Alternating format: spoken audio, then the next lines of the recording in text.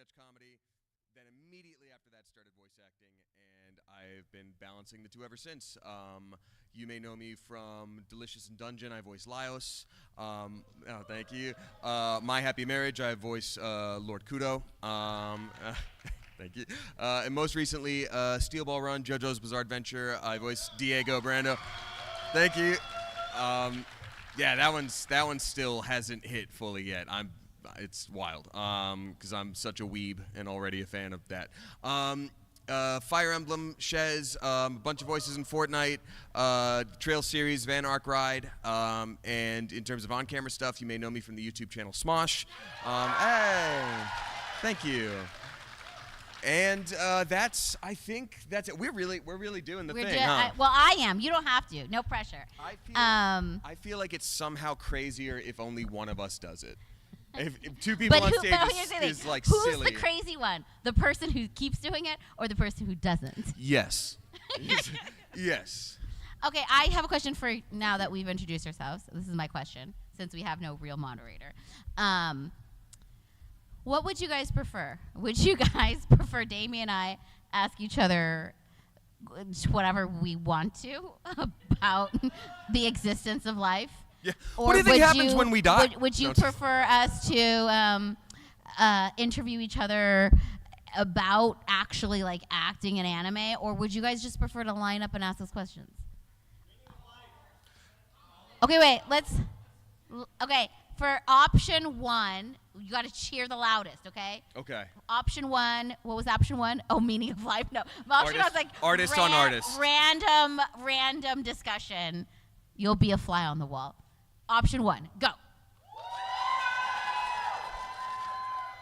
Okay. Option two, a somewhat civilized conversation about acting in anime. Right. Option three, you guys get to line up and ask questions. Stephanie, those are the most even cheers I've ever heard in my life. I feel like 1 and 3 were kind of in the winning section. I would agree with that. Okay, so shall we start? Is this a walk and talk? Are we doing like an Aaron Sorkin, like, tell me about the situation? Like, can you imagine? If I really wanted to be unhinged, I'd be like, you can't ask a question unless you do a lap. That's crazy. But that's insane, and I'm sure people will fall over, and I'll get people in trouble, and then clickbait article. Yes. Stephanie Shea ruined my bones when I fell. So let's not do that. Yes. Okay. So let's. Okay. Wait. How long is this panel? Till 5. Okay. So let's talk. Okay. To each other. That'd be great. And then you guys can get in line. We'll do halvesies. Is that cool? Yeah. Okay, watch. All right. Sounds good Man, to me. it's actually hard to keep walking when you're talking. It is. Okay. Yeah. But we're doing it. I've got a. You have a question for me? I have a question right off the bat. Okay. Because what is I feel like, doing a lot of these cons, a lot of actors talk about, their experience, how they get into it. But you've got the voice casting experience as well. Damien, are you just trying to ask me how I can give you a job? Yeah, I just want to know. I just want to know if you have my email. No. Wait, I think I do. You do. I'm sure I do. You do. But yeah. Right? No. The actual question was, what are some of the most common blunders that you see in audition or here in auditions? Blunders? Like, or the most common thing where you're like, oh, I wish the person wouldn't have done that, or. I mean, I think the thing is like I've said this before on other panels, right? Mm-hmm. Nowadays, who here wants to be a voice actor? All right. So, sorry, but. You can't. No. Next question. No. We took it all. When I started out as a voice actor, there weren't as many voice actors, and we were competing in a much smaller pool. Now, there are so many voice actors that you guys actually have it harder. And not only that, before it used to be like, if the show was in LA, it was only LA voice actors. And now you could be anywhere. You could be LA, New York, Texas. You could, as long as you had like a really good home studio. Now, that said, it doesn't mean every place will hire remote actors, but now there's a lot more remote opportunities. And before, it used to be if you want to be a voice actor, you're like, I don't even know where to go. Now, you can get on Discord, you go to casting call club, or you could go to Instagram. There's so many auditions I see on Instagram, you know, like, other than this, like, you have to get an agent. Before, it's like, you had to get an agent, or it was just Backstage West, or Actors Access. Now there's so many more access, but there's so much more competition. So I get tons and tons of reads. And my main thing is that if you, like 80% of the auditions are fine. They're pretty good. They're totally fine. If I cast them, you would be happy. You wouldn't think twice. You'd be like, oh, yeah, that was good. 80% of them are like that. Then 10% of them are actually bad. They're either bad or they're just not the right voice. It's like it's too high pitched, too low pitched, too old, too raspy, whatever it is. Fill in the blank, right? And then the last 10% is like stellar. And I think you have to be stellar, but I think in order to be stellar, you have to like have fun and make it show what's truly unique about you, instead of so many actors, myself included. I mean, you get an audition sheet and it tells you, like, this character should be X, Y, Z. So you're like, okay, gotta be X, Y, Z. How do I make myself fit into that mold? Instead of just being like, hey, I'm gonna have fun with this. This is what I do. This is uniquely me, you know? Obviously, like, be in the ballpark of what the description is. But then bring yourself to it. That would be probably my answer, which is not. But also, I just realized that we promised people options 1 and 3, and we immediately then ask questions in option 2. I thought that was option 1. Oh, so 1 is, when you said random questions, you literally mean like, which bird would win in a fight? Like that? Yes. Okay. Yes. Wow, okay. Yeah, which bird would win in a fight? Well. Which bird would win in a fight, Damien? I mean, you have pointy ears. Do I? Look at those ears. Look, go. Look. Does he not look like an elf? Really? Yes, you have elf ears. I've been found. Okay. No, it's funny because you know what's wild about that? I don't know if you can tell by the everything about me, but I'm the palest person ever in the world. And Damon Mills is pretty pale. Damon's also pretty pale, and also doesn't age, so that doesn't. He's a vampire. That's why what I'm pale. getting to. He has no blood coursing through his veins. I have to get a shot every month to go out in the sun. Would you really? I do. And You're not joking. I'm not joking, and I have the pointy ears, but I still age, which, I mean, that part sucks. But everything else, I'm like a vampire. Wait, what happens if you don't get your shot? I glitter, Bella. No, no, honestly, it's like an allergic, like, hive reaction kind of situation. Oh, you get, like, red and itchy. I'll get, like, a couple little hives, and I'm like, oh, I'll need to deal with that soon. Last time I ended up actually, like, in the ER being like, can you give me a shot of EpiPen, please, just as a treat? How old were you when you found out? I was, like, mid-20s, because it's not like allergy is the easiest way to say it, but it's not like a traditional allergy. Like a sun allergy. It's like a thing. It basically is, but it's separate. It is a side effect from like a stomach parasite I had from a long time ago. The antibody that's left over is like, well, we're done killing that parasite, but we're still here. We hate you in particular. And then they do that now. Is it supposed to get better with age? It can, but it's not looking good, Stephanie. It's not getting better. Nah. It's the same. Yeah. Okay, do you guys all know about the fact that right now in the United States we have an issue of explosive diarrhea? Yes. Yeah. Welcome to the club, everyone else. Yes. No, but also, you guys should be particularly concerned. How many of you guys came from Michigan? Swear to God, Stephanie, I thought you were about to be like, how many guys got explosive diarrhea today? Like, okay, so like apparently there's 700 cases in Michigan. Yeah. So So normally I would be like, normally you're at a con and you're like, oh, I've had French fries every meal. I know. Maybe I should have a salad. Don't have a salad. Have a nice cooked salad. Do a Popeye and have a canned spinach. Go ahead and have the Cheez-Its and French fries because you don't want explosive diarrhea. Yeah. You're welcome. Unless. PSA. Unless do. you want explosive diarrhea. But Did So- I just kill the mood? no, No. I think you. Oh, you love explosive diarrhea. Yeah. Woo! Oh, explosive diarrhea! What's up, Green Bay? Let's go! How many people out there have explosive diarrhea? Yeah. So which bird would win in a fight? Oh, yes. Okay, which bird? Look, I love birds. I think that's got to be the cassowary. They're But they look like mean ass dinosaurs. they are mean-ass dinosaurs. They're just Yes. and nature could not kill them. So Yes. how could we think we could? Yes. Um, Unless they're gentle giants. I will say, okay, my pick, and it's very boring. It's a goose. Have you seen, like, yes. my grandmother had a goose that I named Lucy, and it turns out everyone names their goose Lucy. It's so unoriginal. It's a good name. But goose, you can Google it right now. Goose have teeth inside their beak. Yes, they like do. rows and rows of teeth. And that Lucy hated me. Hated me.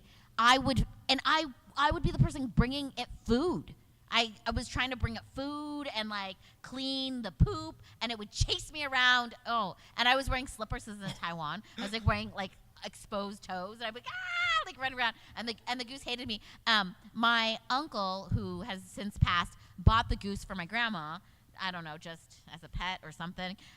It did lay eggs. Has anyone had goose eggs before? Yeah, they're really dense, right? It's like a regular egg, but it's like really, really dense. And then Lucy would lay eggs, and we would eat the eggs. But then we just couldn't deal because she was such a bitch.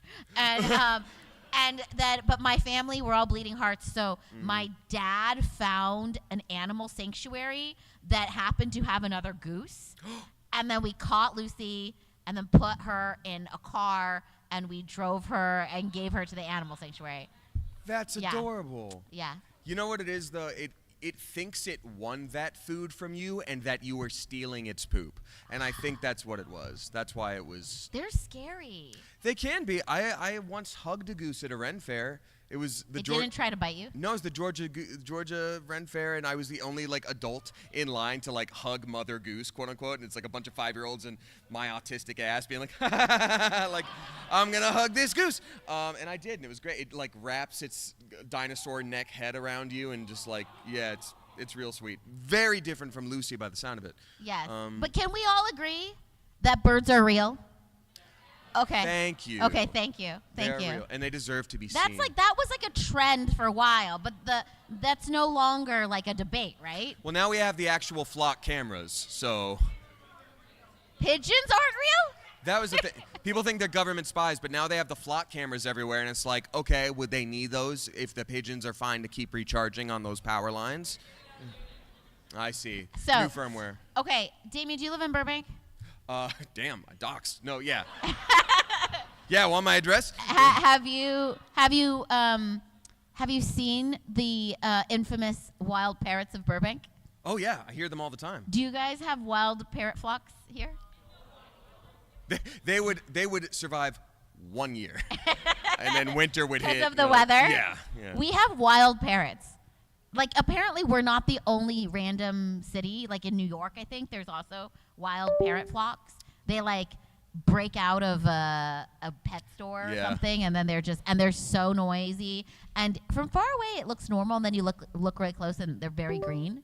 Yeah, it's kind of like if you've played any of the Legend of Zeldas on the Switch, when there's like the geese, the bats just flying at you as like one swarm. You're like, oh, that's what. Why are they massively multicolored with eyeballs? Like it's that a little bit, but it's neat. All right, do we need a topic change off of parakeets? Oh, but we're almost like, look, it's 420. Smoke them if you got them. 420, praise it. I'm joking though. Actually have never smoked. Oh yeah. I've never ever. I don't smoke. I don't drink. I'm Me I'm neither. the boring adult. I'm boring. I'm so Yeah. boring. I'm so square. When I was in college, all of my friends did drugs. Like cocaine. Like they all did drugs. I know. And then I would be like, oh, what are you doing for New Year's? And they'd be like, drugs. Yeah. Ketamine. Yeah, exactly. And then they'd be like, oh, you're not doing drugs. And I'd be like, oh, someone needs to call 911 in case something happens because you're not gonna. That honestly, that was me. I would be with a group of friends and they'd all be doing something and I was like there just existing and making sure everyone's okay. Yes. I had a friend I walked into my bedroom and she's like laying on my bed and I'm like, "Oh, hey, I'm going to bed soon. You doing okay?" She's like, "Your face is melting." I'm like, "I know, honey, but you know it's not really melting, right?" And she's like, "I know." I'm like, "That's great. Well, let's talk about it for a minute, and then we'll get you downstairs." The good thing about it is none of those friends currently do. It's like it was like a phase. They all grew out of it, and like none of them do drugs anymore. But in college, they were all like experimentation. But there were like a friend, like my friend has a really sad story. Like he tried heroin. Oh, yeah, that's not something you try. It was not. And then the friend that he went to try heroin with, like ended up like fully bad addict, homeless on the street, like ruined his life. And he felt so guilty because they were just being like stupid kids. And although the story he tells about trying to find the heroin is nuts. Like they had to get it from, like there was like outside of 7-Eleven and they went to like a shady part of downtown LA. They're like, "Oh, you got to talk to Mama." And like Mama was talk to Mama, but ask for Jake. You know, like, yeah. And then Mama was like this old homeless lady. Like she was like pushing a cart. And then when they found Mama, she regurgitated the bags of heroin.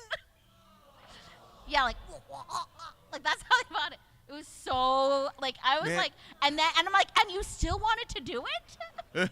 All the education in middle school lied to us because apparently I thought you would just sort of stand outside your school playing anything with your friends, and then someone would come up and be like, "Hey, you guys want to be cool, don't you?" And you're like, "Yeah."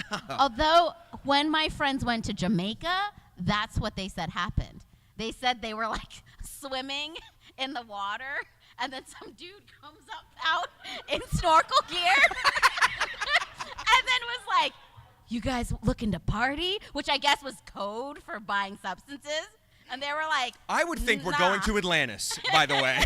If he was like, "You guys want to party?" I'd be like, "Yeah!" And like dive in. The ocean. Yeah, exactly. Yeah, or whatever. Yeah. Non-copyright version.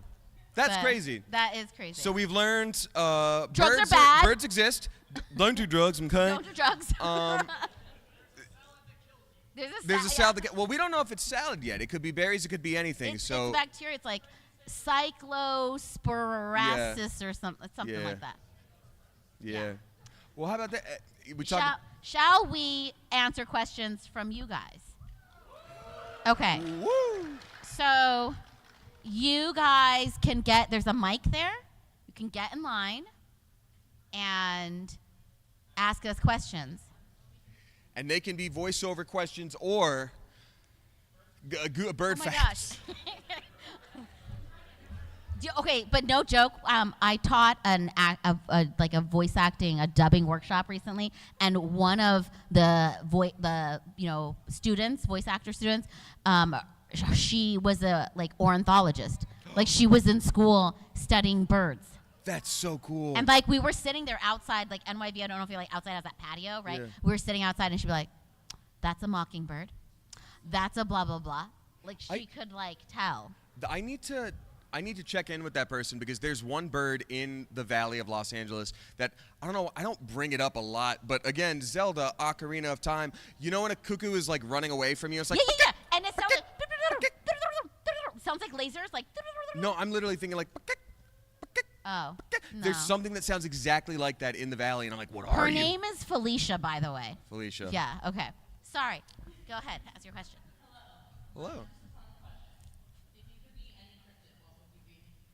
Oh, this is, are we biased because we're Mothman today? No. Okay. I would be the Mongolian deathworm.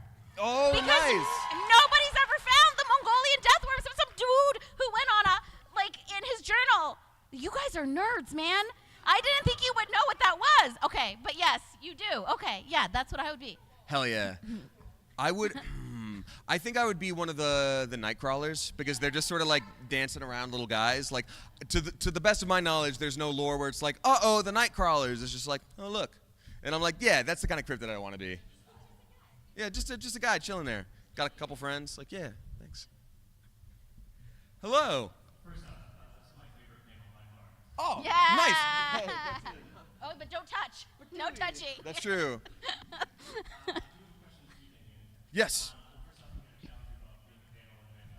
That's fair. Yeah. Sarian looking great. Of course, of course. Curious about how you juggle voice acting with sketch comedy. Like, how do you schedule it? Like, do you have an extensive calendar? How do you organize your life? Yeah.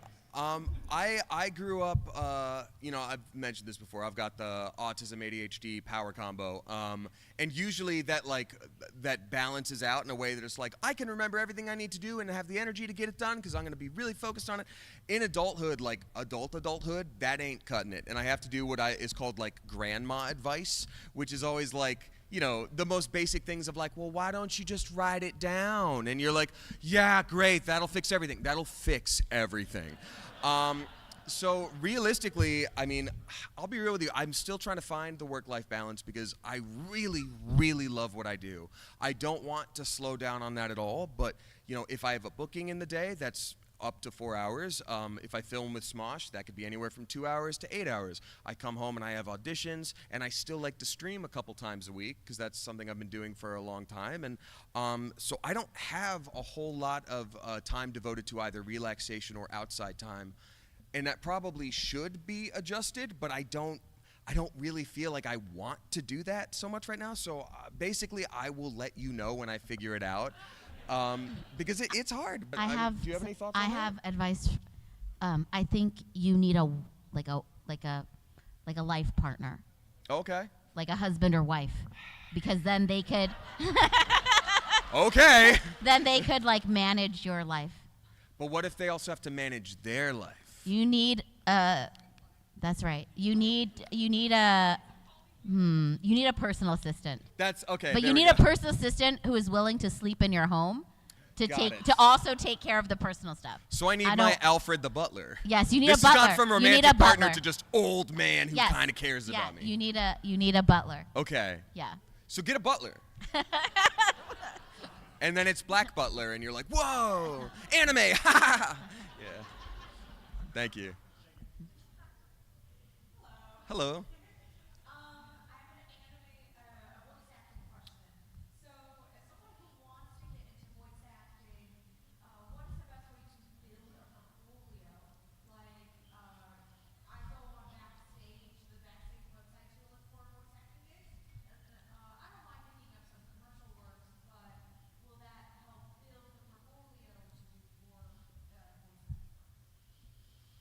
You looking at me? Well, yeah, I mean.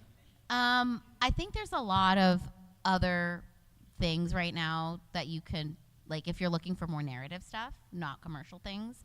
Since you're starting out, I'm assuming you're non-union, which makes sense, right? So I would say I would look on like casting call club. What is it called? It's a Discord.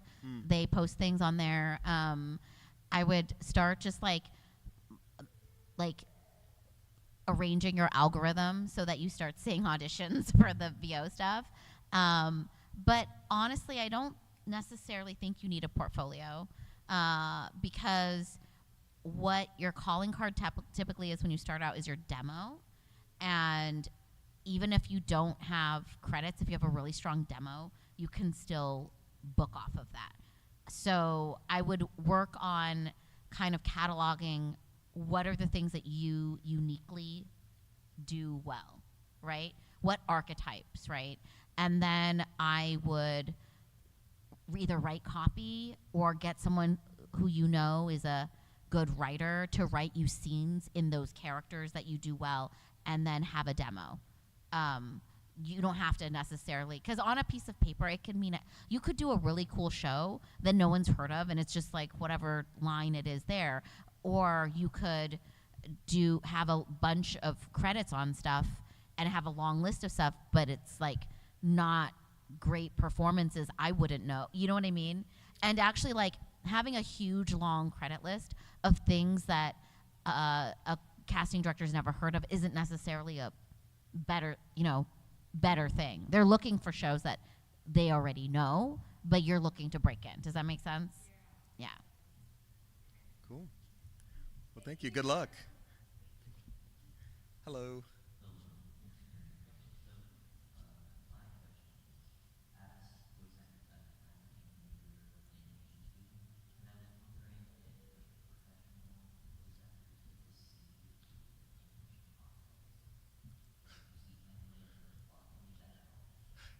It kind of depends. It depends on the type of project, yeah. Yeah, for dub, usually you don't as much unless it is a show that is releasing, week to week, simuldub concurrently with, usually Japan.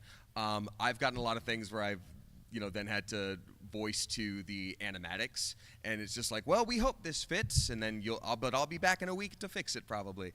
So that part, yes, and then for what is it, prelay is the official word? Then for prelay, yeah, you'll voice the characters as you generally would. They might show you like a little bit of storyboard to show you what everything looks like, but then when you voice it out, it depends. Like some production, the voices come before the storyboard. Oh yeah. And then some productions are storyboard written, and in that case, you may or may not see the storyboard. Sure.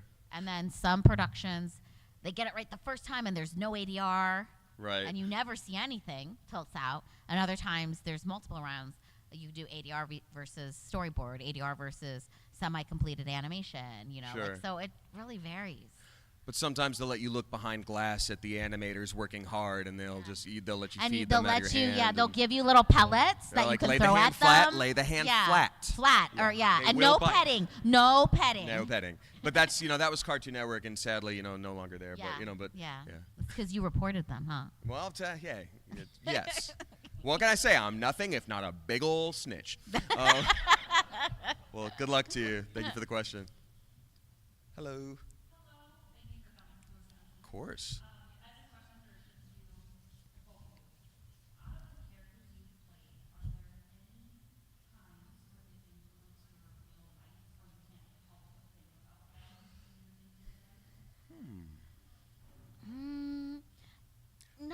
Okay, there's only one. Okay, I did a show, an anime show called Koi Kaze. It's a very old anime. How many of you have heard of Koi Kaze? Okay, no, it's a very obscure show. It's like a quiet drama, and it's basically about. It's very watercolor picture, and it's basically about a young girl who falls in love with her biological brother. But I know, but it's not a hentai, and you never see anything sexy like that. So the setup of the story is that her parents get divorced, and her older brother moves, I think, with the dad or mom. Like one of the kids goes with one parent, and the other one goes with the other, right? And I made the age gap is probably 27 and 15 or something like that, right? Not good, right? But if we age them up, 5 years, it doesn't seem as bad, right?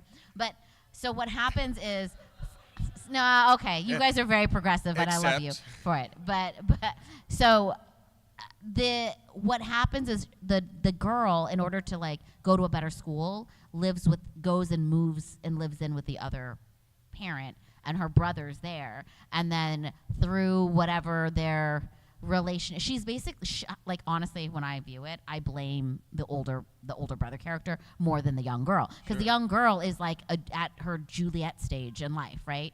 And she's in that beginning of just even having the feelings of what love could be, and then she has this older brother there, and then she's mixing up things, and also she didn't have a relationship with her brother, so it's a very confusing time, right? But anyways, the show's called Koi Kaze. It was the very first show that I did with Patrick Seitz. Oh, I did not know Patrick. Patrick and I are now friends, but Patrick Seitz and I did not know him. I knew of him, and we record separately, but because that was the first show, I'd if we had to pass each other at studio, I straight up would be I was that pedophile, I couldn't So you saw him in that role, and it affected it just and I knew he was not a pedophile, Sure. and I know that it's just a role, but there was just something, because we never even said hi. I was oh God, it's that guy. You know, like it was like very. That's so interesting. Yeah, yeah. In the very beginning, I was like, I would avoid Patrick Seitz because I'm like, You hear the voice too, and you think like, that's that guy. it's that guy. Yeah. Yes, so wrong. Yeah. So. Heck yeah. Mine is far less interesting. I think I had been wanting to dye my hair again for a while, and I had a Fire Emblem character that was the pro tag of a game. Thank you. That was coming out, and he had purple hair. So when the game was announced, I like also dyed my hair purple to be like, hey, surprise announcement! I'm in this game. Check it out. So that was. How long did your color in your hair last? Pretty long, because there's a redepositing shampoo. The brand is called Viral, Viral. Yes, I dyed my hair purple. Yeah. I didn't bleach all of it. I bleached like bits of it, and then I Okay. dyed it purple, and it like lasted it was like 2 weeks. Oh no. And I used the Viral stuff, and it never seemed to like redeposit the color in my hair. It just redeposited the color all over my hands and my tub. We're going to send a letter. And the Maybe tub my thing hair is true. is the problem. I don't know. You know, sometimes, because the hair has to be damaged to take in that pigment, sometimes the bleach needs to be done either a couple times or like unfortunately, you really need to cook that thing. Okay. To, All right. yeah. Well, thank you so much. Thank you. Hello. Oh, okay. Yes. The No, war. you know what? You're right. Yes, I know about this. Yes. I know about this. Yeah, they did win. Also, have you been to the ostrich farm? They also have emus. No, what? It's like near Solvang. It's Okay. 90 minutes away. You can go. I'm going. And they give you, like, you buy the pellets, right? They're not bright. They're not that smart. Because you will hold the bowl in front of them. The bowl is like it's big. It's like this big. And they just like, bang. But you know that they're strong because you're holding the bowl. And anytime they go in for the food, it's like, you like really have to grip it because if you don't grip it, it's just going to fly off because they're pecking with such violence. But sometimes, I don't know if they have poor vision or don't have good depth perception. They will just like peck the edge of the bowl or pecking the fence, like thinking there's food there. Like both the ostriches and emus are very, but also in Pasadena, like way long time ago, there used to be like an ostrich farm. They used to give ostrich rides, and if you look up old newspapers, you can find gentlemen in like suits and hats riding on the side of ostriches. I think I would be, at this point in my life, in ostrich's last ride. So I think that's for when I, maybe a smaller lad. But that's cool to hear. But very good point, emus, yeah. Also, about birds being kind of dumb, did you know the owl is actually super dumb? And the reason we think they're smart is because we keep drawing them with graduation caps. But in reality, they're so dumb because they have massive eyes, the better to see you with if you're a mouse. But there's no room for the brain. There's like a very little space for the brain because of the big ol' eyes. So the Why more do you know. they draw owls with glasses? They don't need them. And I've always said that. Thank you. Thank you. Justice for owls. No more birds. Thank you. Appreciate you. Thank you. Okay.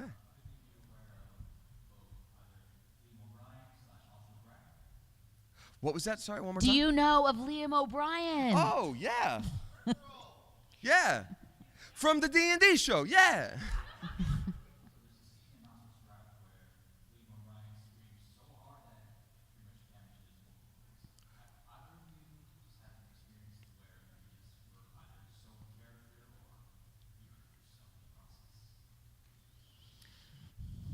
I mean, I've had a handful of moments where, like, you got to be really careful to not hurt yourself, and I generally think performances are rarely worth getting to that level. But I've had ones where it's like, hey, I've got a few more takes in me of this thing, and then that's going to be it on me talking for the next day or two. I'd also fully lost my voice when I did a run of like way too many conventions together back to back last year. And then finally, I'd unfortunately gotten COVID a few years back, even though I was very careful, but it can still happen. Did you just sometimes. get it once? I got it twice. I got it twice too. I lost Like- a handful of IQ points for sure. Oh, it affected your brain though? Oh yeah, I used to have the math autism. That's gone, and now really? only dinosaurs Wait, are left. It took away your superpowers? A little bit, yeah. Your I got superpower. nerfed hard. I had it twice, but it really messed up. Now, like, I get a lot of phlegm like super easily. Oh sure. So if I don't get out 8 hours of sleep, I just start like, people think I'm sick all the time because if I'm not well rested, which is almost every other day, I just start coughing and I have a lot, like I'm very prone to getting sick ever since COVID. Yeah. Yeah. That's So why I the mask up yelling here. yelling is much harder now post COVID, or like I should say the recovery from yelling is much harder post. Yeah. Yeah. I would say that for sure, too. Yeah. But yeah, there's stuff you can do. There's little syrups that work. There's like a nebulizer that you can use. So more than anything now, I'm aware of when I'm going into a job. I'm like, it's gonna be this. Like, hey, everyone important in my life. You're not. I can't say anything for like 2 days. You know, and that's it. But yeah. Well, thank you. Hello. Sure. Oh, cool. Thank you.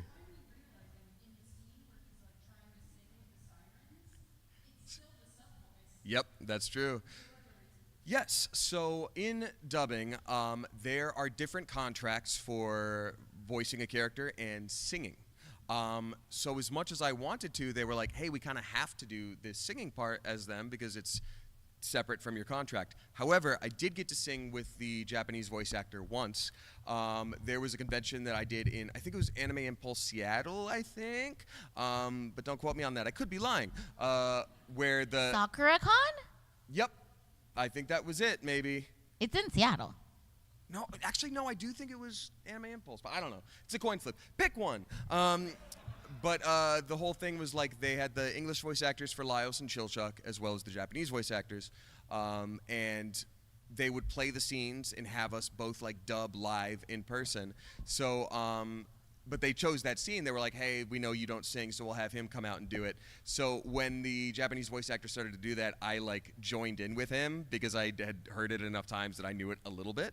And it was a fun experience. But yeah, sad. And they did the same thing with one of the dog barks too, which is crazy because I have voiced dogs and wolves in so many things. And I walked into the session that day being like, I'm ready. And they're like, oh, you're good. Can I hear a dog? Oh my God.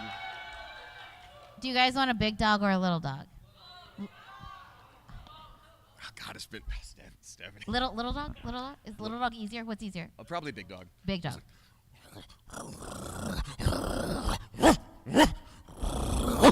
Good boy! Thanks. I never get to voice dogs. What's that? I never voice dogs. You know I'm a what? dog person, and I never do. But do you know how many cats I've voiced? Cats or cat girls? Stephanie, can you do a cat for us? Okay, ready? Big cat, big cat. Oh. I always get like little cats though. Because my mom used to do.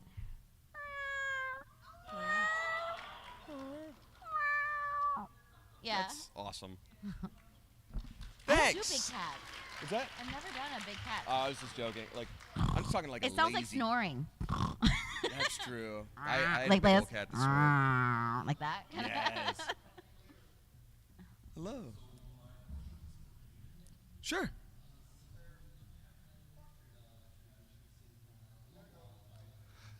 Sorry, can you start that again, please? Can you lean in closer? Yeah, thank you. Thank you. Yeah. So, Damien, you've been going to conventions for the last few years. Yeah. So you've been to Smosh Bar. Do you get more questions about Smosh for just like the anime characters that you've been in, or has it like changed over the years? Yeah, it's been interesting to see because I think a lot of my voice work before Smosh wasn't always as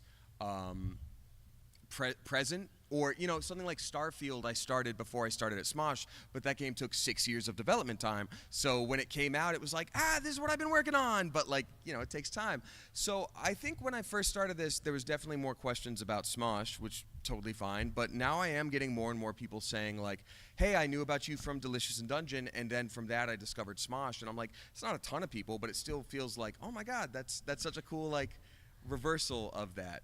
The only time it was ever a bummer is I think right when I started doing more conventions, and I was proud of being there for being a voice actor. I had a big panel where the moderator was like, please welcome Damien from Smosh, and most of the questions were about Smosh, and that one frankly bummed me out, not because I'd ever be ashamed of being a part of that channel. I love working with them, but it was it wasn't the reason I was there, and it was just sort of a reminder of you've been voice acting longer, but you're still not a real voice actor. So, now it feels like a nice balance. I watch so much Smosh. Yeah?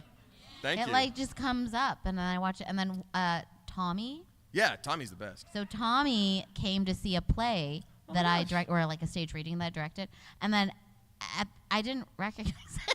I didn't recognize him from he came to afterwards when we had dinner too, and then he was nice. asking me about the direction and all the stuff with the play and stuff like that, and I just felt oh, what a nice gentleman, and what engaging questions. That's and so then, fun. And then literally the next morning, on my phone, I don't, maybe it was Reddit stories or whatever it was, but then it was Tommy, and I was like, yep. I was like, didn't I just meet? Wait, hold on. Did this guy breach containment? He's not supposed to be outside the channel. What's happening? Yeah. That's awesome. Yeah. Well, thank you.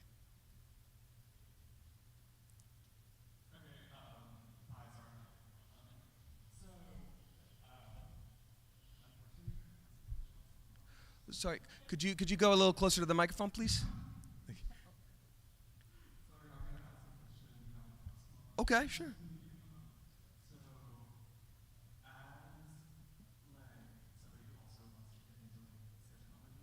Yeah. Mm-hmm. How do I navigate what? Sorry? I think I'm very lucky in that sense because Smosh was already an established channel. And Smosh is in and of itself an outlier. They did a lot of things right. A lot of other channels did a lot of things right and didn't survive as long. I think the best thing you can do as a content creator of any kind right now is to be willing to pivot and explore new avenues. I don't know if it's that case since the financial takeover by America happened, but TikTok was great for algorithm stuff, and it was the only social media situation that would let you be discovered. If you were on Instagram, people were following you because they knew you from YouTube, and people would find your YouTube because they knew you from Twitter. But TikTok would just blow up overnight. So there will always be something new happening. Try it. Try to see who you can, attract or, gather from those different locations, and use the content you're already making in the best way possible for all of those. Can I ask you something about that? Yeah. Did you audition for Smosh? I did. So, what was that like? What did they make you? Did they already did they see you doing sketch, or did a friend recommend you and then you auditioned, or? So a friend had recommended me because I was on that sketch comedy show on the Disney Channel when I was 19 or 20. My friend Shane was also on that show, and that's Shane from Smosh. So yeah, he's great. So he had recommended me after he'd been on for a couple years, and all I wanted was an audition, and that's all it was. So they brought me in. They had me do some video game stuff. I think it was Mario Kart with 2 other people. They were auditioning, and we were just talking, having some banter, and then they recorded that and just wanted to see how if you could interact and be silly and goofy while playing a game or something like that. And then they brought me in to meet the rest of the cast, the Smosh Games cast. That was a couple weeks later. Then they tried me out for a bit, had me work with some other cast members. It was a very gradual kind of thing, and it was more about is the fit right as opposed to chemistry. Did you go yes. match good with the other? Exactly. You basically a chemistry read. Exactly. Yeah. Yeah. Cool. Yeah. Of course. Thank you. How are we on time? I don't know. We don't have a moderator. It's 450. 450. Praise it. it. Oh my gosh, 450. Smoke him if you got him. What's your question?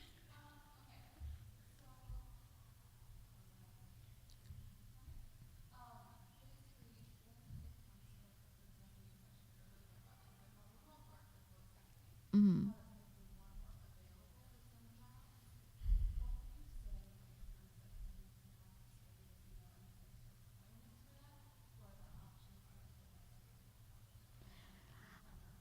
So, for if you want to set up a home studio or remote studio, it's not a one size fit all. Like I think this is the tricky thing that a lot of newer actors who want to be remote actors struggle with, right? They want somebody to tell you, this is the best mic, get the best mic. This is the best preamp, get the best preamp. But mics sound different on different people's voices. Some mics pick up more low end, and if you're a dude and you want to sound more beefy, like that's the mic for you. Or if you have a higher voice. So the mics can vary, but also space is really important. But space, it's twofold.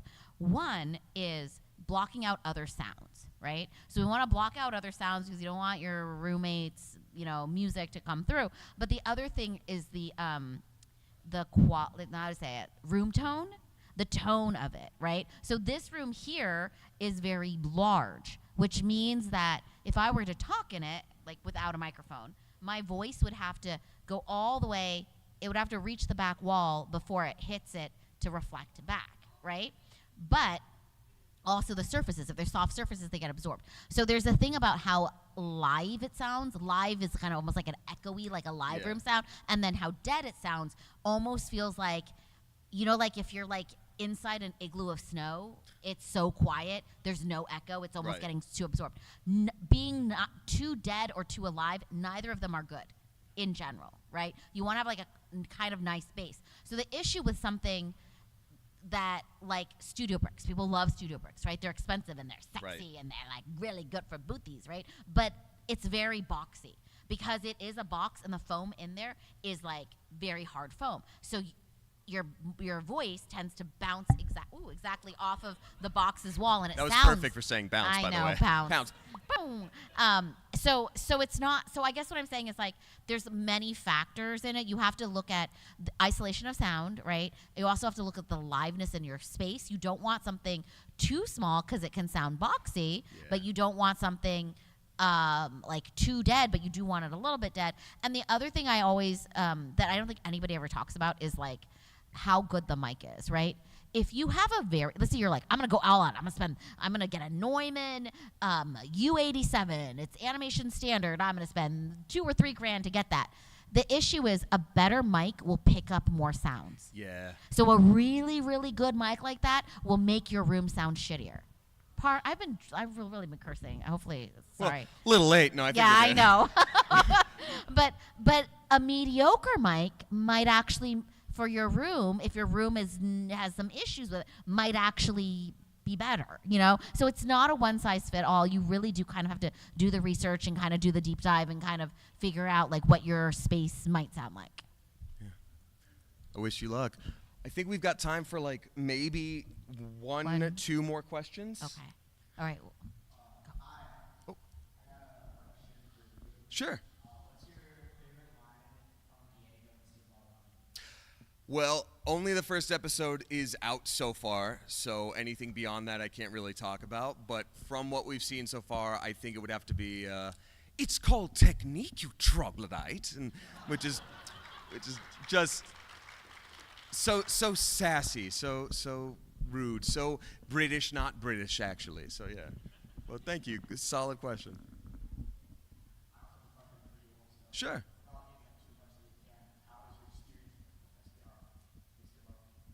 I mean, it's been awesome. Like, Patrick is the director, Patrick Seitz, who's the voice of the... Who is not a pedophile. Not a pedophile. Can't emphasize that enough.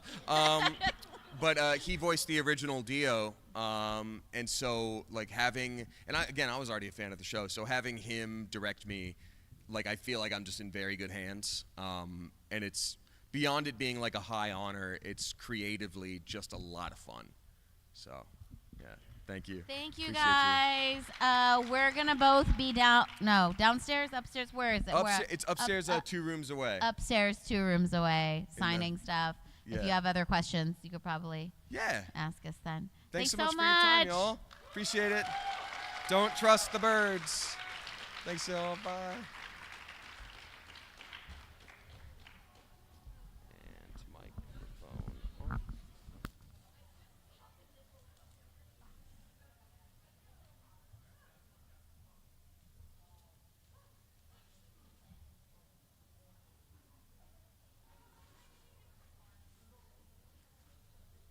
All right. They seemed satisfied. I think we did a good job. Do you feel okay? I feel fine. Well, I had fun. I had fun. I had a really fun time.